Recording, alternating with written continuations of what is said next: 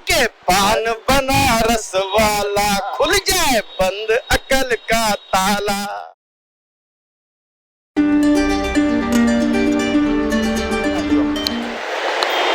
ऐसा देश है मेरा कि हमारे चैनल पे अब हम आ गए हैं अगले पड़ाव पर।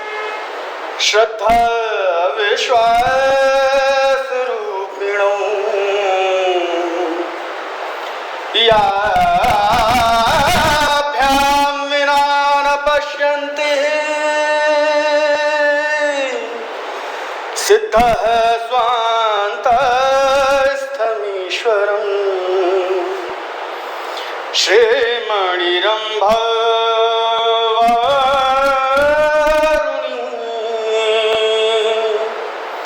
अम्य शंख गजराज कल्पद्रुम शशिधनुधनु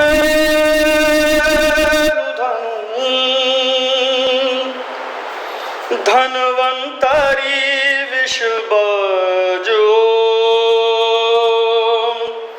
नमः शिवाय नमः शिवाय नमः शिवाय। कर्पूर गौरं करुणावतारं संसार सारं भुजगेन्द्रहारं सदा वसन्तं हृदयारविन्दे भवं भवानी सहितं नमामि। तो आप ये देख सकते हैं कि सबसे पुरातन मंदिरों का जब हम स्तरीकरण करते हैं तो कितना पुराना रहा होगा। श्री काशी करवट भी इसे कहते हैं, इसे भीमेश्वर ज्योतिर्लिंगु में भी कहते हैं।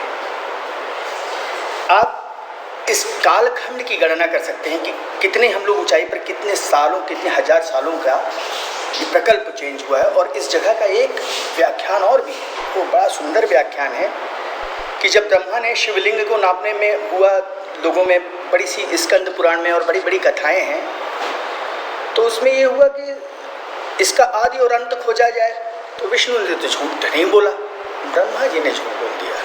और यही भैरव बाबा जिनका दर्शन करने आए, जो जैसे हमने कहा काल भैरव ने दंड स्वरूप उनके सर को, एक सर उनका निर्मूल कर दिया। अब वो हाथ में चिपक गया। अब कहाँ किस प्रकार से उससे पाप की विमुक्त हो, पुण्य प्राप्त करें। तो जब इस क्षेत्र से गुजरे, इस कर्कट क्षेत्र से गुजरे, जिसे अर्धचंद्राकार, हम 84 घाट और 84 योनियों की बात, 84 लाख योनियों की बात करते हैं, जिसमें चक्र जागृत होते हैं, जिसमें शक्ति जागृत होती है, जिसमें 12 ज़ोडिएक सिंबल का एक समन्वय होता है। तो इसी क्षेत्र से गुजरने पर वो हाथ से उनका विमुक्त हुए, पाप विमुक्त हुए। तो ये भीमेश्वर महादेव मंदिर है, सबसे पुरातन मंदिरों का एक स्वरूप ये भी है। तो ये जगह आपको, इस जगह की ऊर्जा आपको एक अलग शक्ति देती है। हम लोग काल भैरव दर्शन के बाद और पितृपक्ष में आप देखिए, इतनी पतली गलियां हैं, लेकिन कितना सुंदर ऊपर से नीचे तक देखिए, कितनी बढ़िया यहाँ हवा और गंगा का वो जो प्रवाह है यहाँ महसूस हो रहा है।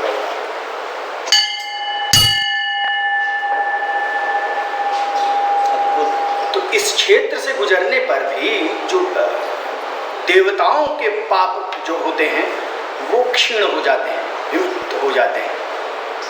तो फिर तो हम लोगों का कहना है क्या। हम लोग तो यहाँ पहुँच गए, दुनिया में 7 अरब लोग हैं, लेकिन इस मंदिर के दर्शन करने वालों की प्रतिशतता नगण्य है। साधारण क्षेत्र में आप लोग नहीं हैं। और ऐसी ही यात्रा हम लोग करते रहेंगे, तीर्थाटन करते रहेंगे। और निसंदेह इस शरीर में जब तक ये आत्मा दैदीप्यमान है, तब तक ऐसा होता ही रहेगा। और जब शरीर ही शांत हो गया, हो सकता है मोक्ष न मिला, तो पुनः अगले जन्म में पुनः हम लोगों का तीर्थ यात्रा शुरू होगी। और इसी तरीके से हम लोग पुनः तीर्थाटन करेंगे। हर हर कहा जा रही। पहली बात तो बनारस में है, रस का प्रारूप है। किसी भी कार्य की शुरुआत जो होती है हम पान से करते हैं। खान पान और पान की सबसे अच्छी बात है, ये खाया नहीं जाता, यहाँ घुलाया जाता है। आप देखेंगे लोग जब खाते हैं पान, खाइए पान बनारस वाला, तो मुंह में बड़ी देर तक घुलाते हैं, और तब उनका जो इंटरप्रिटेशन होता है उसको वो बनारसी ही समझ सकता है।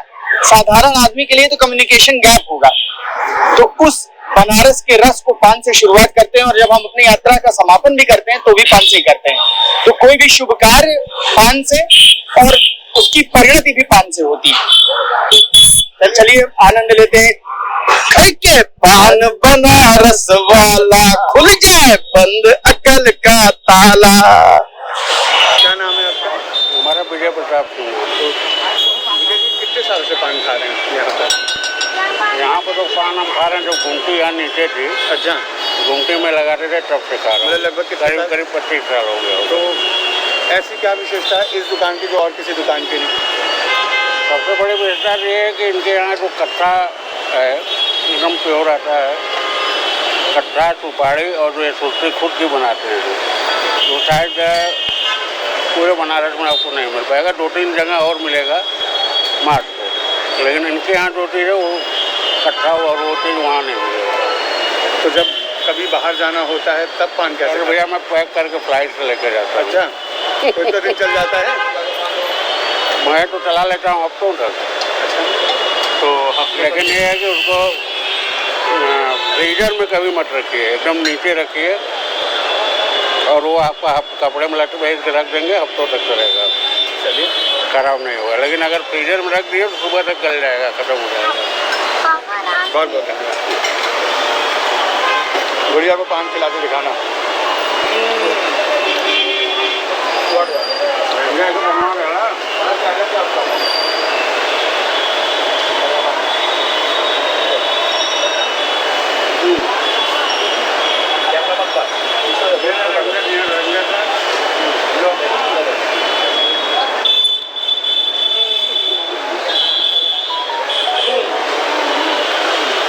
कैसा लगा?